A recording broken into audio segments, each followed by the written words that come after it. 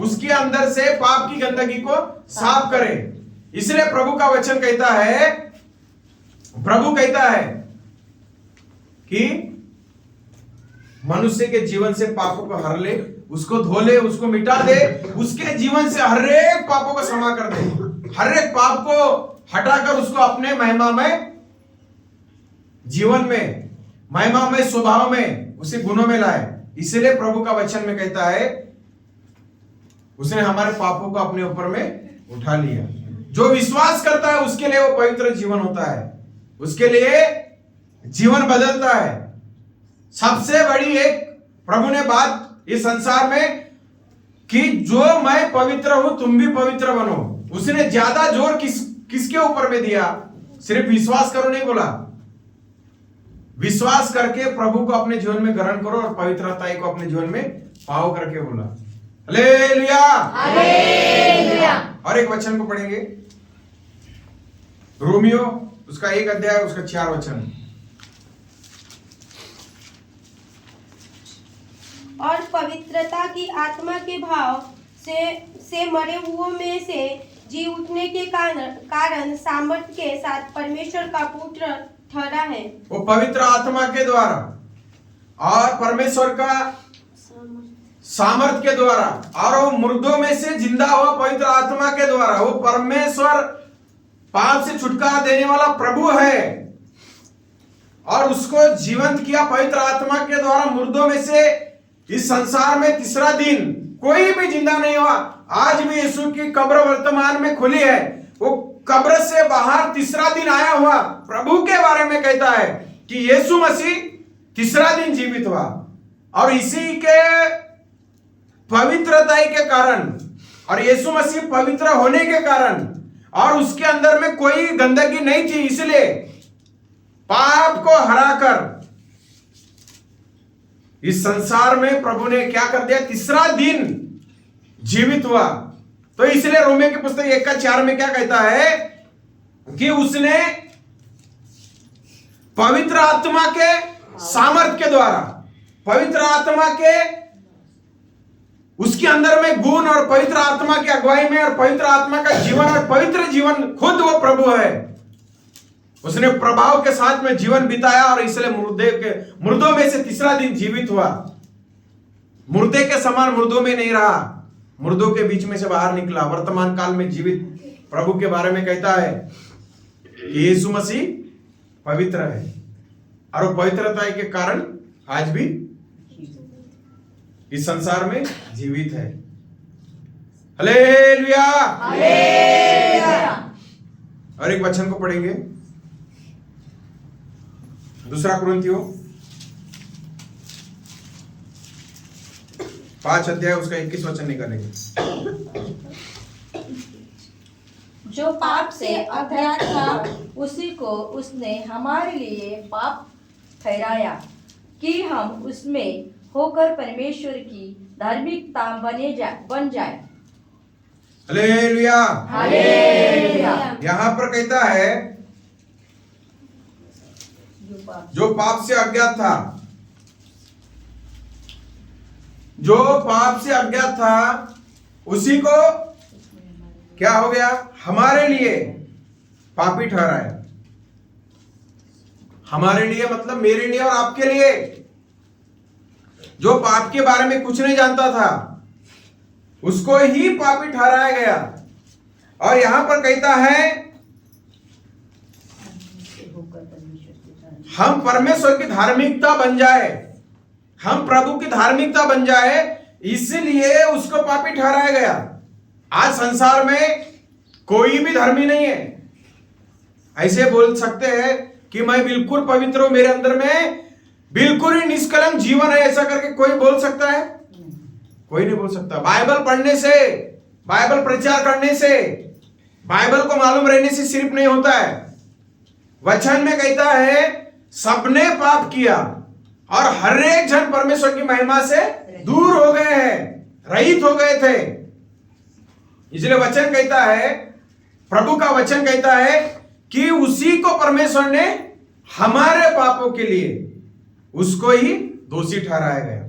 उसको ही इस संसार में वो धर्मी रहकर भी, अभी इसीलिए वो कहता है कि परमेश्वर की धार्मिकता में हम लोग बन जाए, हम परमेश्वर के धार्मिक बन जाए, हम परमेश्वर के घराने के बन जाए। हम है भी, लेकिन जो उसमें चलेगा, जो उसमें बना रहेगा, जो उसको महत्व देगा, जो उसके धार्मिकता के ऊपर विश्वास करेगा, जो उसके पवित्रता के ऊपर विश्वास करेगा, उसके लिए पवित्र बनकर और उसके लिए पवित्रता के पीछे में जो रहेगा, जो उसके पवित्रता की धुन में रहेगा, उसके लिए धार्मिकता का जीवन परमेश्वर में बना हुआ रहेगा।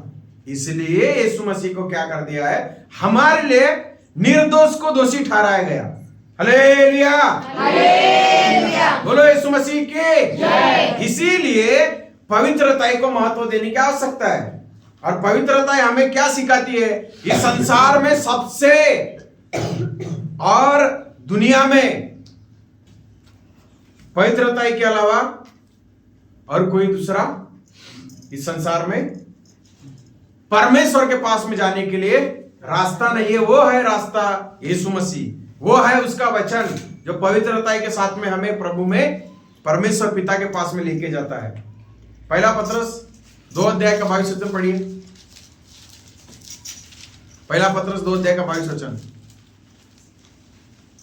ना तो उसने पाप किया और ना उसके मुंह से छल की कोई बात निकली।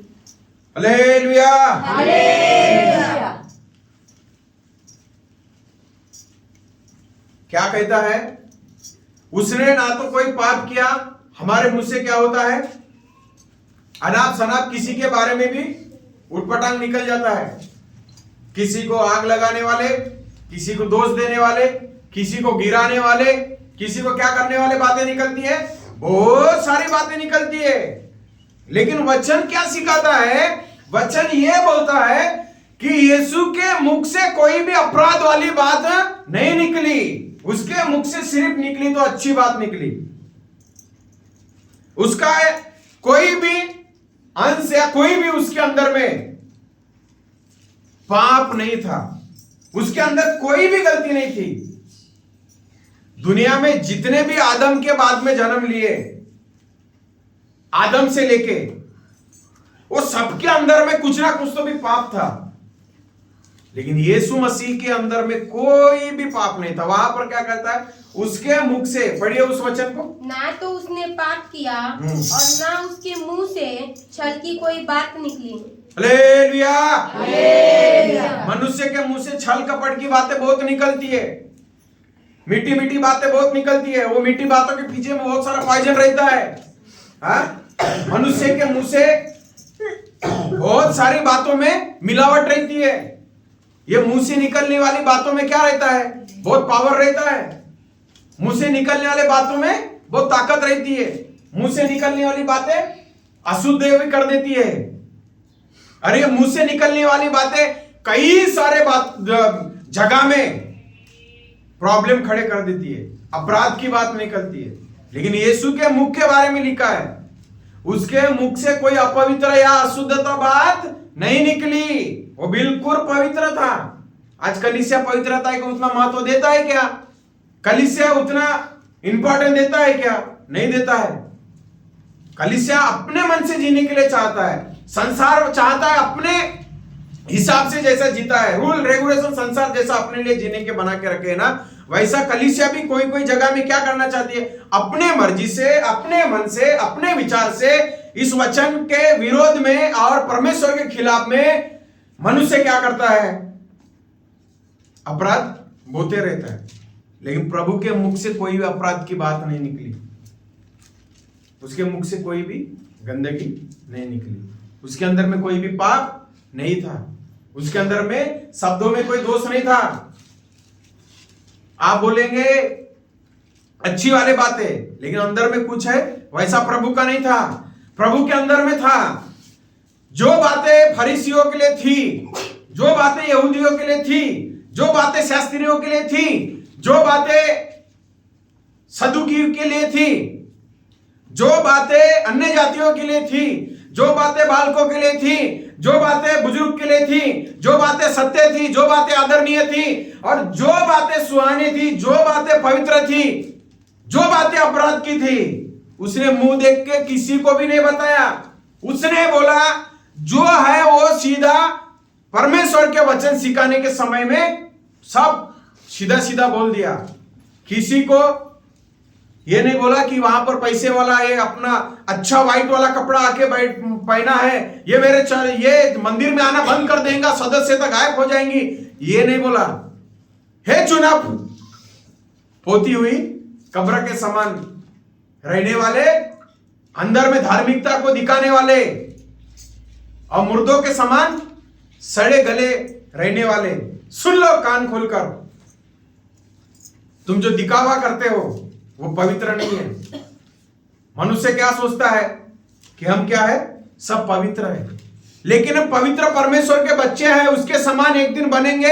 हमारा ये योजना है, ये हमारी इच्छा है, ये हमारा मकसद है कि हम भी एक दिन क्या हो जाएंगे। वो ऐसा महायाजक है कि हमारी निर्बलताओं में सहायता करता है। वो हमारा ऐसा एक महायाजक है कि हमारी सुधि लेता है। वैसा एक महायाजक है कि हमारे कमजोरियों में हमें मदद करता है। जो स्वर्ग से होकर आया, मनुष्य का रूप धारण किया, वैसा महायाजक है कि हमारे अपराधों को, पापों को क्षमा करता है। हालेलुया। इसीलिए वचन में कहता है उसके मुख से कोई अपराध की बात नहीं निकली। आज मनुष्य के अंदर से अपराध की बातें बहुत निकलती है, बहुत होती है, बोलने के लिए कोई उसका सीमा नहीं है। जो आया वो निकलता है, लेकिन यीशु के मुख के बारे में एक ही, उसके मुख से कोई अपराध की बात नहीं निकली। हालेलुया। हालेलुया। 27 अध्याय निकालेंगे, मत्ती रचित सुसमाचार 27 अध्याय, उसका 4 वचन पढ़ेंगे।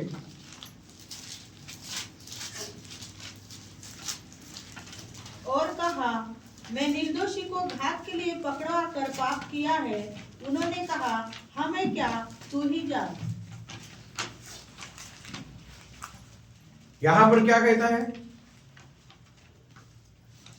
इधर में ध्यान दीजिए। यहां पर क्या कहता है, कौन कहता है ये बात, किससे कहता है, क्यों कहता है, किस समय की बात है, क्यों इसका विश्लेषण किया गया है। यहां पर क्या कहता है, मैंने क्या कर दिया, निर्दोष को घात करने के लिए पकड़वा दिया। ये यहूदा के बारे में कहता है। यहूदा ने यीशु मसीह को पकड़वाया और जब उसको पश्चाताप हो गया तो वो क्या बोलता है, मैंने क्या कर दिया, निर्दोष को घात करने के लिए, मरने के लिए और उसके ऊपर पीड़ा आने के लिए मैंने उसको पकड़वा दिया करके अपने मुंह से यहूदा अंगीकार और कबूल करता है कि यीशु मसीह बिल्कुल निर्दोष और बिल्कुल पवित्र है। क्योंकि यहूदा भी यीशु मसीह के साथ में 3.5 साल तक रहा।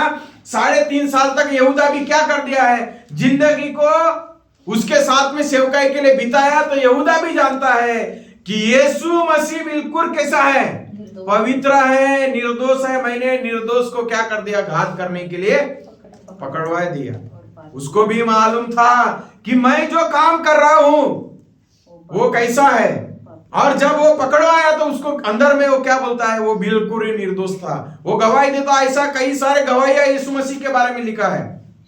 जब वचन पढ़ते हैं, वो जो पवित्र है, वो जो आने वाला है, वो पवित्र आने वाला है, वो पवित्र सिंहासन के पास में हमको जाना है, वो पवित्रता से शोभायमान है, वो पवित्रता से प्रीति रखता है।